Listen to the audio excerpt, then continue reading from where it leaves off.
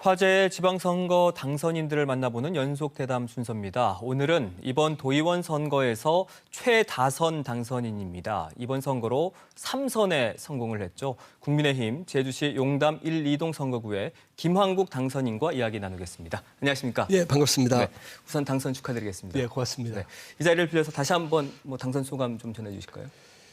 예, 이번 지방선거의 화두는 변화였습니다. 하지만 용담동 지역 유권자분들께서는 용담동의 변화보다는 안정감을 어찌 보면 선택을 했고요. 네. 그래서 저한테 3선이라는 큰 영예를 주신 것 같습니다. 이 자리를 빌어서 우리 용담동 지역 유권자분들께 다시 한번 감사하다는 말씀 드리겠습니다. 네, 자, 이번 당선으로 3선입니다. 예. 네.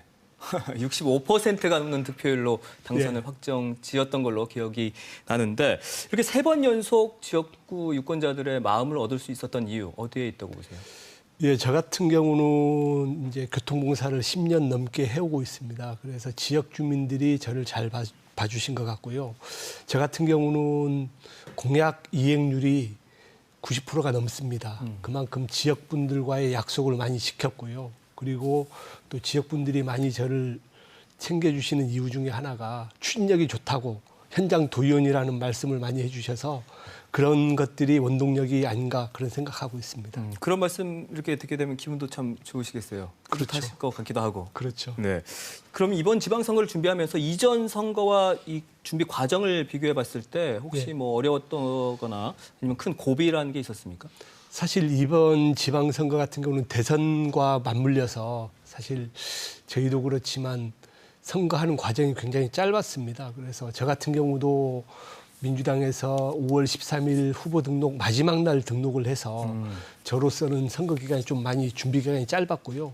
그럼에도 불구하고 큰 무리 없이 선거운동을 할 수 있어서 지역분들께 다시 한번 감사의 말씀드리겠습니다. 네, 선거 준비 기간은 좀 짧았지만 그래도 예. 큰 어려움은 없었다 이런 예. 말씀이시죠? 네. 예.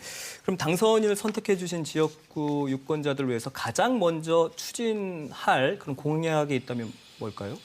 일단 저희 지역 같은 경우는 이제 공항 소음과 관련된 피해 지역입니다. 그래서 지금 법 개정도 진행 중이고요. 그래서 공항 소음과 관련된 법률 개정 그리고 조례 개정을 제가 우선적으로 할 것이고요. 네. 그리고 두 번째는 용담동 지역 같은 경우에 그 항만을 통해서 서부 지역으로 가는 교통량이 굉장히 많고 복잡합니다. 그래서 신항만 계획과 저는 같이 연관해서 그 용담 해안도로와 신항만을 연결하는 그 해상 대교를 지금 추진 준비하고 있습니다. 아, 다리를 예. 놓겠다는 말씀이세요? 예. 위치가 어디가 될까요? 지금 라마다 호텔 앞쪽에 신항만 계획이 있거든요. 거기서부터 이제 용담 레포츠 공항까지 어찌 보면 좀 대규모 사업이긴 하지만 그런 부분에 대해서는 저 같은 경우는 가능성이 있다고 보는 게 국가 계획에 플러스가 돼서 지방에서 그런 사업을 할 수 있다고 저는 충분히 여력이 된다고 저는 생각하고 있습니다. 네, 알겠습니다. 차기 도의회 역할과 관련해서도 좀 여쭐게요. 예. 3선이다 보니까 아무래도 중량감이 클 것 같은데 지금 차기 도의회에서 3선 의원이 당선인을 포함해가지고 모두 4명으로 예. 알고 있거든요. 책임감도 분명 그 전보다는 더 커졌을 것 같습니다. 지금 3선 의원님들이 개인적으로는 저하고 똑같이 10대 2회 때부터 같이 의정 활동을 하셨던 분들이라서 서로 잘 알고 있습니다. 그래서 나름대로 서로 역할도 중요하고요. 책임감도 있고 어찌 생각하게 되면 이제 민주당 의원님들과 이제 저하고 그런 역할이 중요하다고 보기 때문에 맡은 바 임무를 다해야 되겠다는 그런 생각을 하고 있습니다. 네. 차기 도의회 출범 전까지는 예. 도의회 국민의힘 원내대표시잖아요. 예. 네, 그래서 여쭤볼 텐데 이번 지방선거에서 국민의힘이 지역구 8석 예. 그리고 비례 대표 4석, 예. 총 12석을 차지를 했는데 예. 수치상으로 보면 늘었습니다. 네, 어떻게 예. 평가하십니까? 사실 수치상으로 늘었다고는 하지만 저는 이번 정당 지지율 같은 경우를 보게 되면 민주당하고 저희하고 1% 정도밖에 차이가 안 납니다. 그래서 저는 도민들께서 생각하는 그런 과거의 민심하고는 다르다고 생각하고 있고요. 그럼에도 불구하고 저희가 지역구원 같은 경우는 이제 비례대표를 포함해서 저희가 12석, 민주당이 27석입니다. 그래서 이번 선거 과정을 겪으면서 저 역시도 도민의 기대에 부응하지 못하는 그런 우리 지역구 선거라서 뭐 고맙기도 하지만 한편으로는 좀 많이 죄송한 마음도 갖고 있습니다.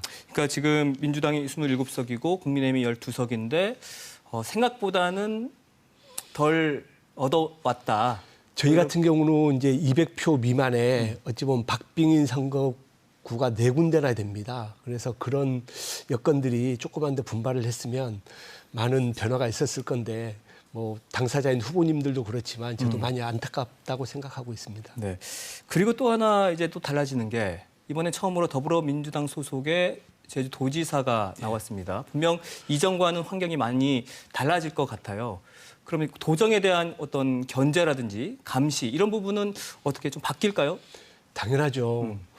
지금 오영훈 당선인께서 추구하고 있는 여러 가지 정책 그리고 아젠다 같은 경우는 물론 저희가 국민의힘에서 뭐 상생 그리고 협력할 부분은 협력을 하겠지만 의회의 기능 중에 하나가 견제거든요. 그래서 민주당 의원님들이 지금 한 60% 정도 되는데 협력할 것은 협력하고 또 비판할 것은 비판하면서 어찌 보면 뭐 제대로 된 의회 운영을 좀 해보고 싶다는 생각하고 있습니다.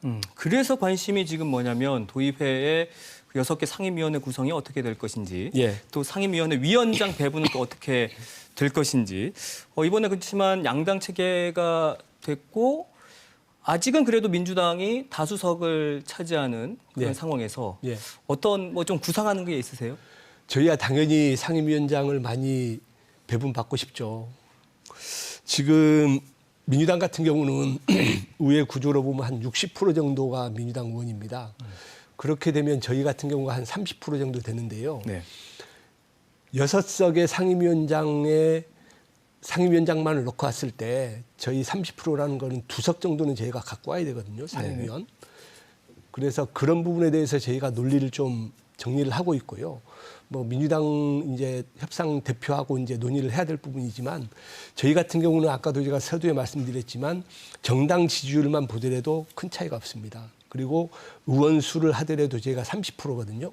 그러면 당연히 저희가 요구하는 논리가 틀리지는 않지만 민주당에서 지금 말씀하시는 부분이 재선 의원이 재선 이상 의원님들이 14분이라는 그런 어찌 보면 논리로 한석을 갖고 지금 협상을 하려고 하는데 그거는 저는 아니라고 봅니다. 이제 뭐 민주당과 협상이 곧 들어가게 되지 않습니까? 예. 네. 그럼 예산결산특별위원회 위원장을 어떻게 배분할지 이게 또 협상의 지렛대가 될 수 있다 이런 목소리가 저는 그 있더라고요. 부분은 동의할 수 없고요. 어쨌든 상임위 배분 자체가 이제 전제가 된 상태에서 예결위원장을 논의를 해야지 저는 그 카드는 제2의 카드라고 보고요. 지금 협상의 카드는 아니라고 생각합니다. 그럼 제1의 카드라고 하면 뭐 2석 최소한의 의장단 한석하고요. 상임위원장 전반기 후반기 2석이요.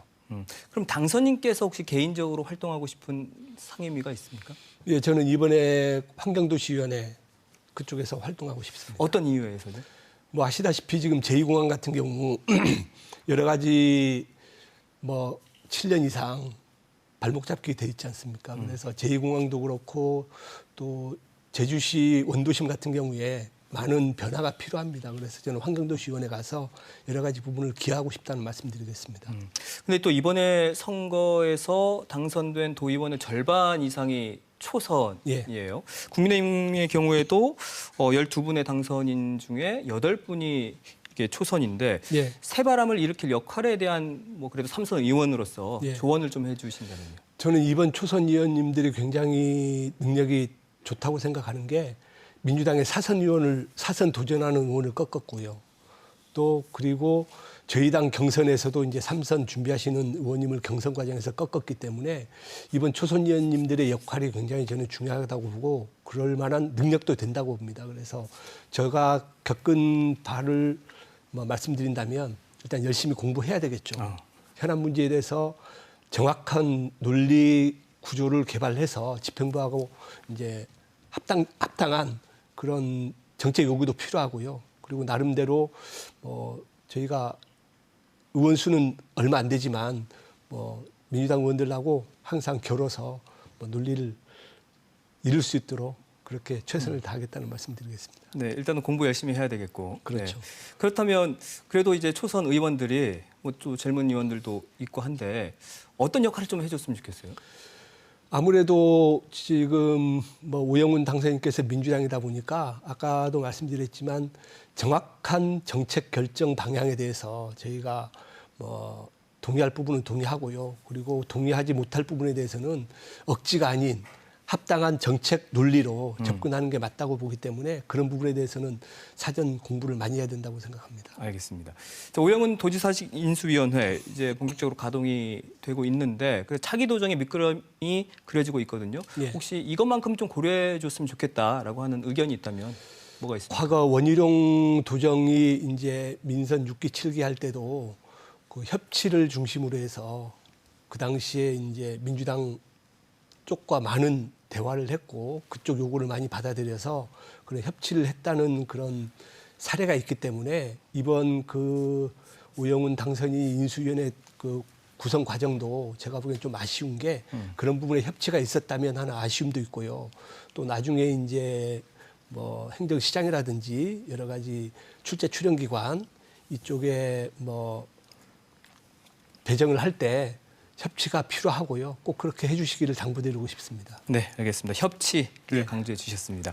자, 일상 회복에 대한 기대감도 크긴 하지만 사실 고물가 등 정말 민생 경제 상황이 더 어려워진 게 사실이거든요. 차기 도의회 최다선 의원으로서 우리 도민들이 좀 희망을 품을 수 있는 큰 역할 꼭 해주시기 바라겠습니다. 오늘 말씀 여기까지 듣겠습니다. 고맙습니다. 고맙습니다.